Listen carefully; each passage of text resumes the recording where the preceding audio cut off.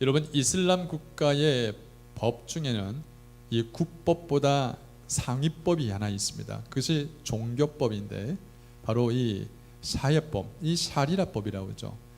이 종교법인 이 샤리아법은 국법을 판단을 해서 이 사람은 위법이 아니지만 근데 종교법 샤리아법에 의하면 이 사람은 위법이다 이렇게 판단되어지면 이 사람은 보는 사람들 앞에서 공개 처벌을 받습니다. 지나가는 한 여자가 잡혔습니다. 무장된 경찰이 이 여자를 잡아놓고 막 무자비하게 채찍질하고 몽둥이로 때립니다. 근데 그 사람의 죄목이 뭐냐? 몸매가 드러나는 옷을 입었다는 거예요. 몸매가 드러나는 옷을 입었다는 그 이유로 이 사람은 샤리아법에 위법하여서 그래서 이 사람은 공개 처벌을 받습니다.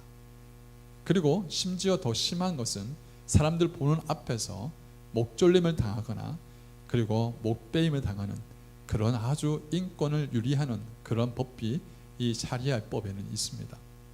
사람들은 그 법을 두려워서 지킵니다. 그러나 하나님이 우리에게 만드신 그 법은 두려움이 아니라 하나님을 사랑하기 때문에 하나님을 신뢰하기 때문에 우리에게 법을 세우셨고 또한 이 법을 통하여서 하나님이 우리에게 주시고자 하는 것은 바로 우리 사람들의 행복이었습니다. 분명히 성경은 말씀하고 있습니다. 신명기 10장 13절 말씀 보면 내가 오늘 너의 행복을 위하여 너에게 명하는 여호와의 명령과 규례를 지킬 것이 아니냐. 하나님이 우리에게 법을 만드신 것은 바로 우리의 행복이라는 거예요. 그래서 우리의 인생 가운데서 생명과 복과 사망과 화를 우리 인생 가운데 놓을 것인데 너희가 생명과 이 복을 택하기 위해서 하나님의 율법과 규례를 잘 지켜라. 그러면 모든 자손 후대에 하나님의 복을 주신다고 분명히 약속을 하셨습니다. 여러분, 성경에는 하라는 법과 하지 말라는 법, 그래서 이 구약 성경 율법에는 하라는 이 법은요 248개 정도가 나오지만 하지 말라는 법은 365개의 법이 나옵니다. 그래서 토탈 613개의 율법이 이 구약 성경에 나와 있어요. 하라는 법도 있고 하지 말라는 법인데 사실 우리가 예수를 처음 믿었을 때 교회 나올 때 뭐 하지 말라 뭐 하지 말라 뭐 하지 말라 이렇게 많이 사람들이 이것 때문에 교회 나오기도 힘들었잖아요. 제가 어렸을 때 교회에서 자랄 때는 교회 나올 때는 이 강당상 위에는 신발 벗고 올라오지 않으면 안 됐어요. 아마 여러분들 나이 드신 분은 혹시 기억하실 거예요. 그렇죠? 맨발로 뛰어다니거나 그렇게 막 이렇게 함부로 다니지도 못했죠. 주일날 돈 절대 쓰면 안 됐습니다. 음식을 사더라도 토요일날 반드시 사야 하고요. 박수도 못 쳤어요. 주일날 올 때는 항상 긴 치마를 입고 오는 사람들이 대부분이었습니다. 하라는 법과 하지 말라는 이 법들을 이렇게 많이 짓고 나서 왜 하나님이 이 무거운 법을 우리에게 지어줬을까요? 인간이 이 법에 눌려서 헉거리면서 살도록 만들기 위해서 그렇게 했을까요? 아니에요. 하나님을 이 율법을 만드신 그 이유는 이 율법으로서는 하나님 앞에 나올 수 있는 자가 아무도 없다는 것을 가리키기 위함입니다. 여러분, 10계명 중에 다 지킨 사람이 있으세요? 다 지켜도 간음도 하지 않고 부모에게 순종하고 그리고 도둑질을 하지도 않아도 마지막 10계명 탐심에는 다 걸립니다. 10계명 중에서 다 10계명 다 안 지키고 사는 사람이 대부분이기 때문에 아니 모든 사람이 율법을 못 지켜요.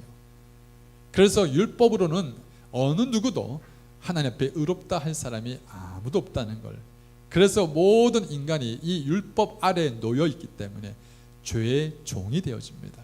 그래서 우리 인간은 스스로 구원할 만한 존재가 아니라는 거예요. 그래서 성경 말씀하고 있습니다. 로마서 3장 28절 말씀에 사람이 의롭다 하심을 율법의 행위에 있지 아니하고 믿음으로 되는 줄 우리가 인정하노라. 24절 같이 읽습니다. 그리스도 예수 안에 있는 구속 말미암아 하나님의 은혜로 값없이 의롭다 하심을 얻은 자 되었느니라. 아멘. 한번 따라 합시다. 하나님의 은혜로 값없이, 아멘, 하나님의 은혜로 값없이 우리는 의롭다 하심을 얻은 자인 것입니다. 율법을 다 지켜서 의롭다 할 수 있는 자 아무도 없습니다. 오직 하나님 그분을 믿음으로 우리가 의롭다 하심을 얻는 줄 믿으시길 바랍니다. 자, 오늘 본문 말씀은 율법을 가리키는 그 성전에서 일어난 일입니다. 이 성전은 율법을 가리키죠. 그런데 이 성전에서 바리새인과 서기관들이 율법을 범한 한 여자를 끌고 옵니다. 그것도 가장 극심한 죄를 지은 가늠하다가 현장에서 잡힌 여자를 끌고 와서 예수님 발 앞에 던져놓습니다. 아니, 그 여자는 현장에서 잡았으면 오늘 가리키는 이 성전에서 가르치는 모세 율법에 의하면 그 여자는 죽어야만 되는 운명입니다. 현장에서 돌로 쳐서 죽여야만 되는 운명인데 죽이지 아니하고 예수님 앞에 데리고 왔어요. 예수님 앞에 데리고 와서 예수님께 이런 말합니다. 이 여자를 살려야 합니까? 죽여야 합니까? 예수님 말씀하지 않고 엉뚱한 짓을 합니다. 땅바닥에다가 막 그림을 그리고 막 글자를 쓰고, 그래서 답답한 거예요. 바리새인과 서기관들이 계속 질문합니다. 집요하게 살려야 합니까? 죽여야 합니까? 말 좀 해보십시오. 예수님 말 한마디에 예수님은 고발당할 수 있습니다. 왜냐하면 만약에 예수님께서 이 여자 불쌍하다, 돌로 치지 말자, 이렇게 말한다면 예수님은 무엇을 어기게 됩니까? 율법을 어기게 됩니다. 율법을 어기게 되어지면 이분은 메시아가 될 수가 없습니다. 반면에 이 여자를 돌로 쳐라 라고 말씀하신다면 예수님이 그동안 안식일을 어기면서까지 병자를 고치고 눈먼 자를 고치고 병든 자를 핥은 데를 다 고쳐주셨던 그 긍휼과 사랑의 메시지와 정반대되는 거예요. 이렇든 저렇든 간에 이 바리새인과 서기관들은 예수님 말 한 마리의 꼬투리를 잡아서 로마 법정에 세워서 심판하려고 그렇게 계획을 세웠는데, 그 순간에 예수님께서 갑자기 벌떡 일어서더니 하시는 말씀이, 너희 중에 죄 없는 자 있으면 먼저 돌로 쳐라. 이 말씀의 동사는 돌로 치라는 거예요. 아니, 예수님 돌로 치다니요. 이 여자가 비록 가늠하다 잡혀서 율법에 의하면 죽어야 될 운명이지만 그동안 예수님께서 그렇게 수없이 사람들에게 말씀하셨던 그 긍휼과 사랑의 메시지는 어디 갔습니까? 너무 무정하신 거 아닙니까? 그런데 예수님은 돌로 치랍니다. 쳐라. 돌로 쳐라. 그런데 조건이 있다. 너희 중에 죄 없는 자 있으면 먼저 돌로 쳐라. 사랑하는 성도 여러분들, 율법은 죄가 죄되게 만드는 기능이 있습니다. 만약 이 땅에서 법이 없으면, 사람들이 하는 모든 행동이 옳다 그르다 판정 지을 수 있는 법이 없으면 이 땅은 무법천지가 되어집니다. 아무리 큰 죄를 지어도 죄라고 말할 수 있는 기준이 없기 때문에 죄가 되어질 수 없는 거예요. 그런데 율법이 있기 때문에 죄가 죄될 수 있는 겁니다. 그래서 율법은 필요합니다. 그래서 이 율법은 모든 사람을 죄의 종으로, 죄의 속박에 묶여버리는 능력이 있습니다. 예수님은 율법을 없애기 위해서, 폐하러 오신 것이 아니라 율법을 온전케 하기 위해서 오신 분이 바로 예수님이죠. 그래서 이 모든 율법을 완성시킨 그 예수님의 법은 하나님을 사랑하고 내 이웃을 내 몸과 같이 사랑하라, 이 말씀으로 온 율법을 완성시키셨어요. 그러나 율법 아래 모든 노인자들은 스스로 그 율법에서 벗어날 수 없기에 결국은 죄를 지은 모든 자마다 죄의 종이 되게 만드는 것이 바로 율법입니다. 요한복음 8장 34절 같이 한번 읽어봅시다. 시작. 예수께서 대답하시되 진실로 진실로 너희에게 이르노니 죄를 범하는 자마다 죄의 종이니라.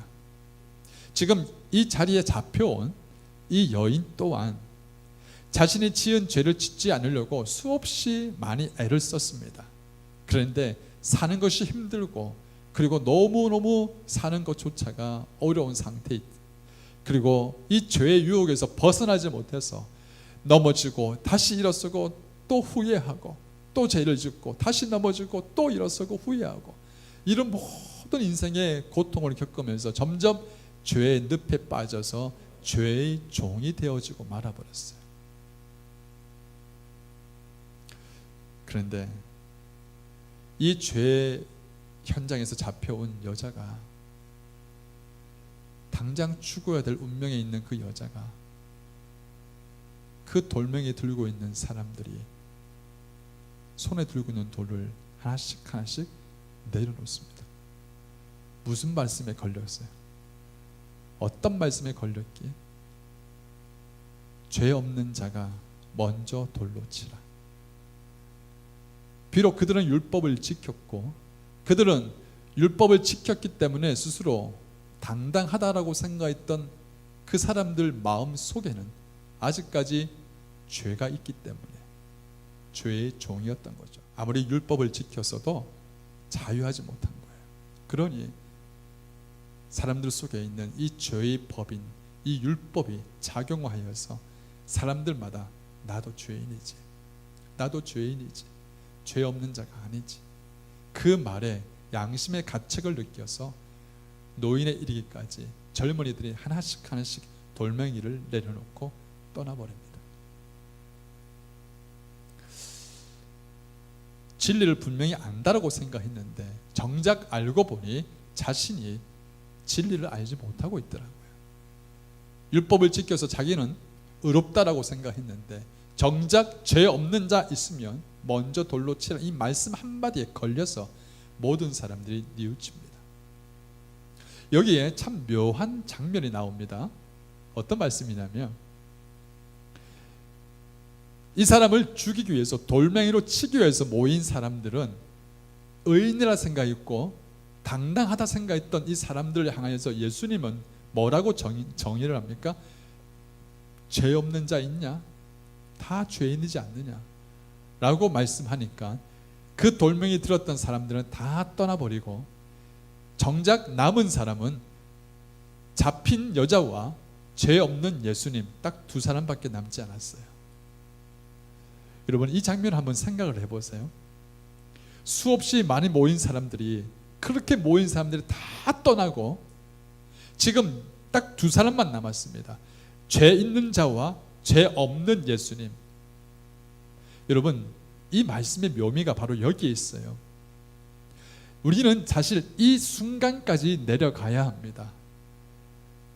어쩌면 우리는 죄 없다라고 돌멩이를 들고 서 있는 그 사람일 수도 있습니다. 그런데 정작 우리가 앉아야 할 그 자리는 바로 죄 없는 예수님 앞에 죄인으로 앉아있는 그 자리, 그 자리까지 우리는 가야 합니다.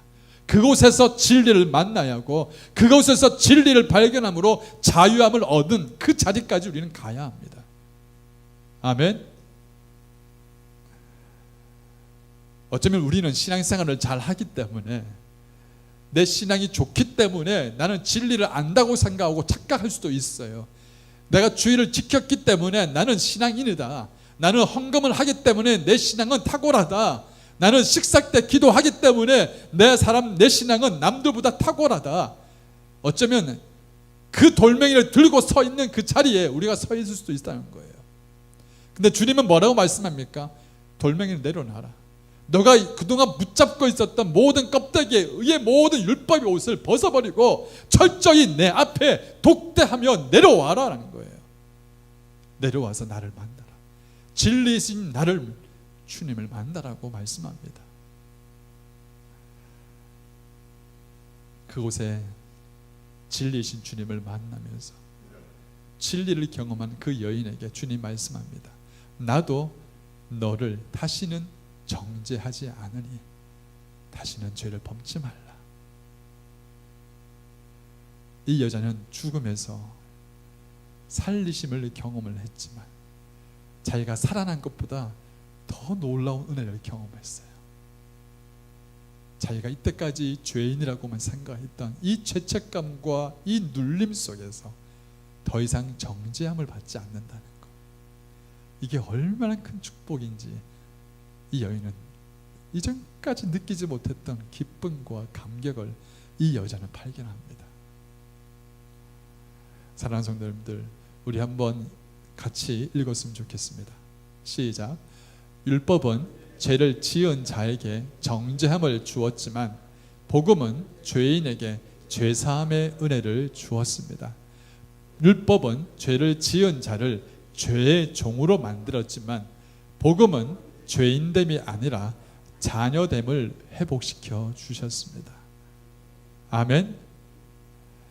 많은 사람들이 자기가 지은 죄 때문에 많은 뉘우침과 정죄감과 이런 죄책감 속에 많이 눌려 있습니다.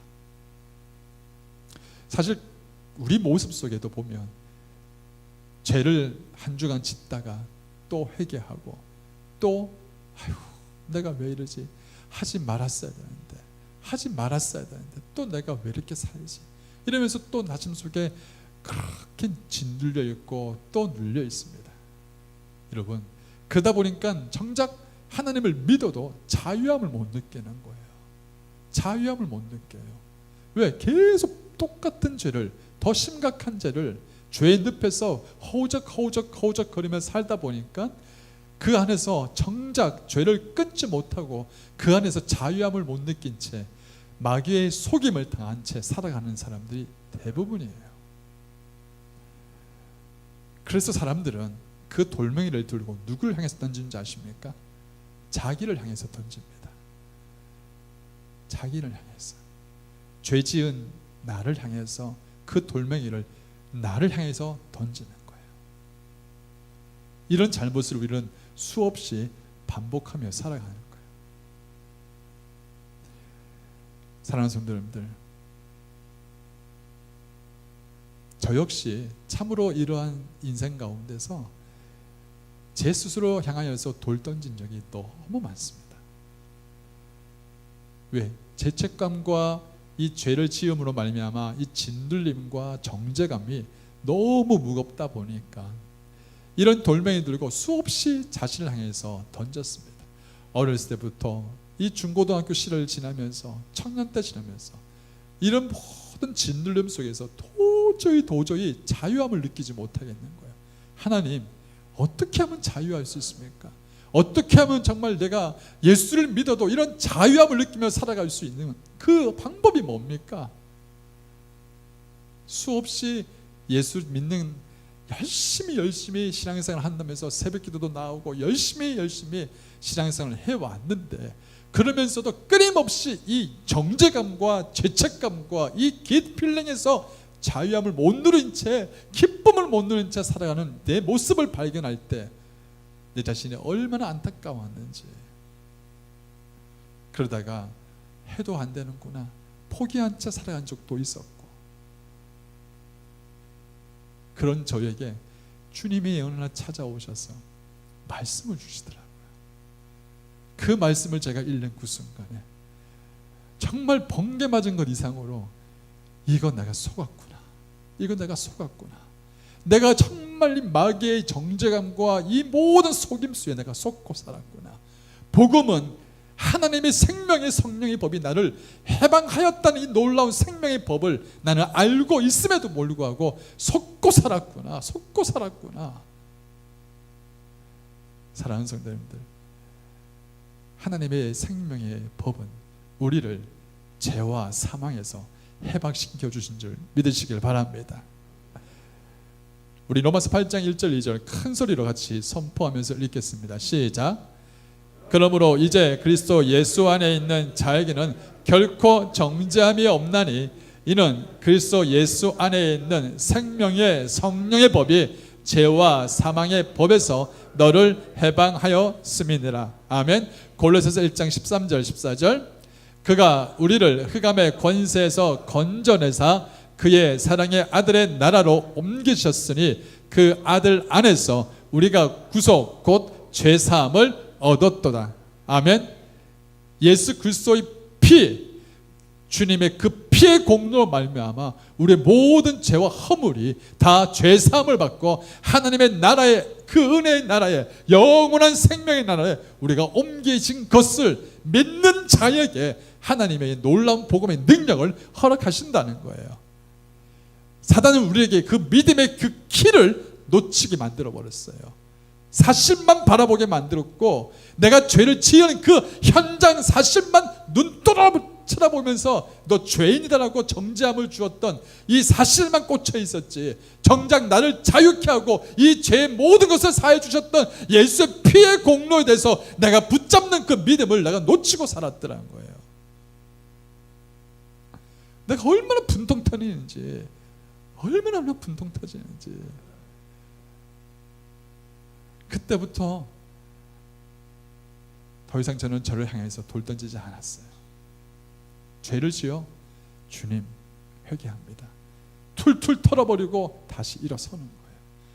그리고 주님 은혜 앞에서 주님 뜻대로 살 수 있도록 힘 주십시오. 여러분, 수없이 많은 생각들이 지나갑니다. 죄질 생각뿐만 아니라 하루에 12,000가지 생각들이 지나가는데 그 죄질 생각들을 내 머릿속에 온통 잡입하지 않도록 막을 수 있어요. 그런데 그 죄의 생각에 한번 끌려가지고 죄 짓는 자리까지 갔어요. 그래서 그렇게 흐느끼고 울면서 하나님 앞에 잘못했다고 다시 돌아와서 다시 주 앞에서 주님, 예수의 피가 나를 살렸잖아요. 예수의 피가 나를 용서해 주셨잖아요. 그러면서 다시 모든 마귀의 화살에서부터 예수의 피로 보호합니다. 예수의 피를 바르고 예수의 피의 공로를 입으면서 다시 일어서는 거예요. 아멘. 사랑하는 성도님들, 속지 마십시오. 더 이상 여러분 스스로 향해서 돌 던지지 마세요.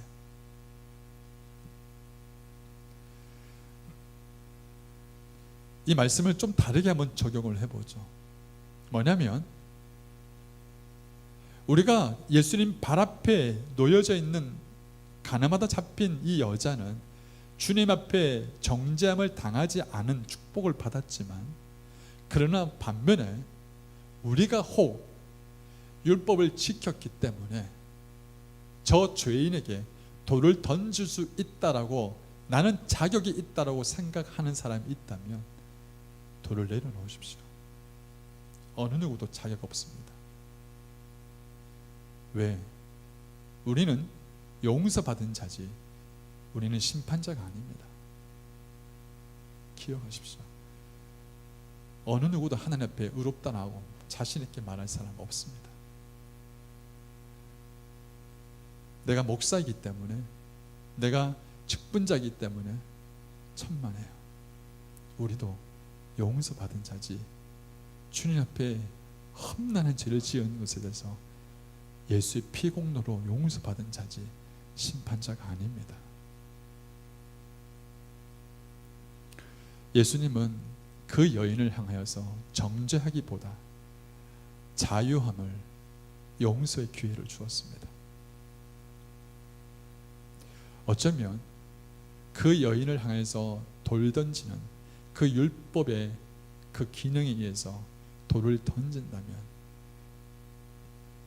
지금 이 땅에 돌 안 맞을 사람 누가 있습니까? 다 맞습니다. 그럼에도 불구하고 계속적으로 돌 던진다는 건 주님을 향해서 던지는 것과 마찬가지예요.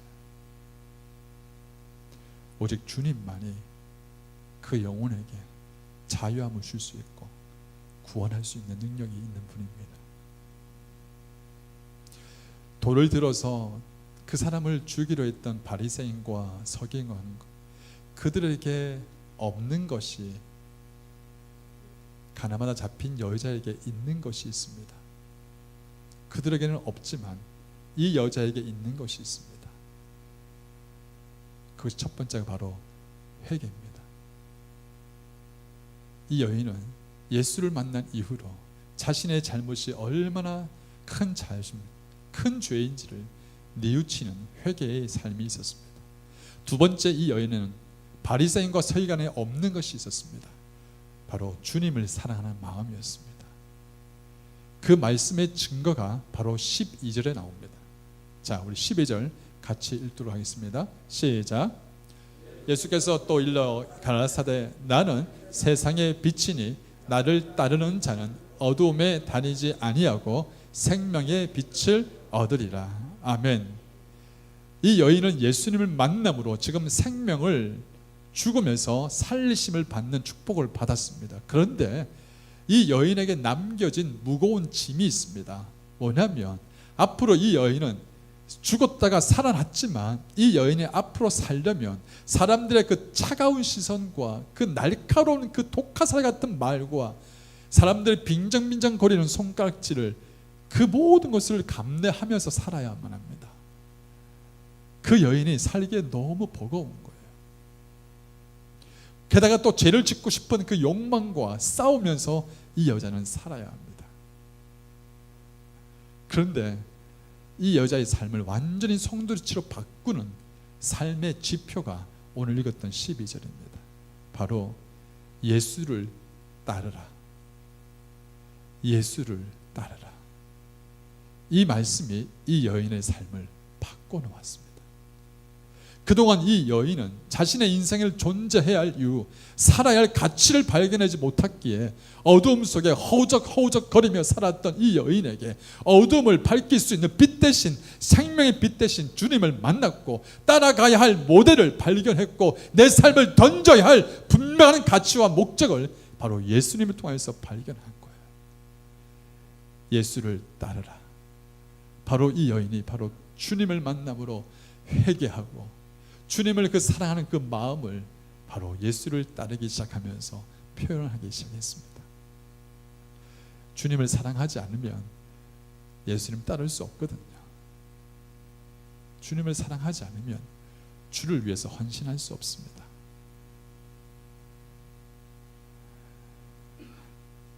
이 어마어마한 축복을 받은 이 여인이 세상 어떤 것보다 바꿀 수 없는 그런 놀라운 축복을 받고 나니 이 삶에 놀라운 변화가 일어나고 나니 이 여자는 살아가는 그 순간순간이 기쁜 거예요. 그리고 평생 예수를 따르는 자, 그리스도를 따르는 자, 바로 그리스도인이 된 것입니다. 아멘. 사랑하는 성도님들, 우리는 그리스도를 따릅니까? 우리는 예수님을 따릅니까? 우리가 구원은 받았지만 이 땅에서 아직까지 자유함을 못 느끼는 이유는 단 한 가지입니다. 예수를 따르지 않기 때문입니다. 말은 예수를 따른다 하더라도 내 삶 전체가 주님을 따르지 않기 때문입니다. 다른 불순물이 들어올 틈이 없습니다. 온통 내 마음속에 예수님을 위해 사는 것이 기쁨이었습니다. 이 고백을 할 수가 있는 거예요. 내 마지막 영혼의 때, 그래, 너가 정말 나만을 위해서 나를 평생 사랑하며 쫓아오며 따라왔구나. 너는 마음을 다하여 성품을 다하여 힘을 다하여 목숨을 다하여 나를 사랑하였구나 라는 주님의 음성을 들을 것입니다. 사랑하는 성도님들, 그리스도를 평생 따르는 그리스도인 되어지는 것을 여러분 믿으시길 바랍니다. 그래서 성경 우리에게 분명히 말씀합니다. 에베소서 5장 8절 9절 말씀 같이 읽습니다. 너희가 전에는 어둠이더니 이제는 주 안에서 빛이라. 빛의 자녀들처럼 행하라. 빛의 열매는 모든 착함과 의로움과 진실함에 있느니라. 너희는 열매 없는 어둠의 일에 참여하지 말고 도리어 책망하라. 아멘.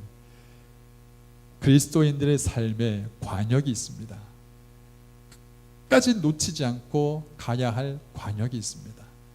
죄는 이 관역을 벗어난 것이 죄이듯이 우리가 무엇을 향하여서 가야 할지 그 관역을 놓치면 우리 인생은 향방 없는 인생이 되어집니다. 그 관역이 뭐냐? 바로 그리스도인이 내 안에서 완전히 드러나는 삶입니다. 그리스도가 내 안에서 완전히 드러나 그리스도가 내 안에 계시고 내가 그리스도 안에 있는 그리스도를 완전히 닮아가는 삶이 우리 신앙생활의 관역입니다. 꼭 기억하십시오. 신앙생활의 조건은 예수를 믿는 것이고 신앙생활의 과정은 예수를 닮는 것이고 신앙생활의 목표는 그리스도의 영광에 참여하는 것입니다. 아멘.